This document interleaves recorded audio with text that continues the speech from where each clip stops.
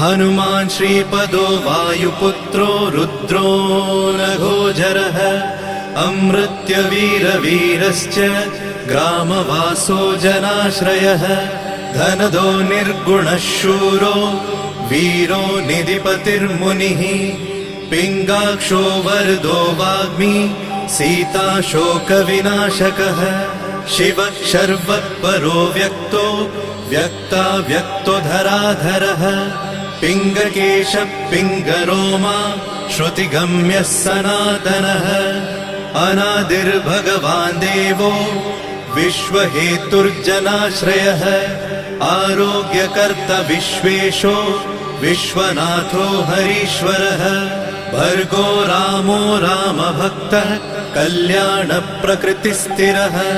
विश्वम्भरो विश्वमूर्तिर्विश्वाकारश्च विश्वपः।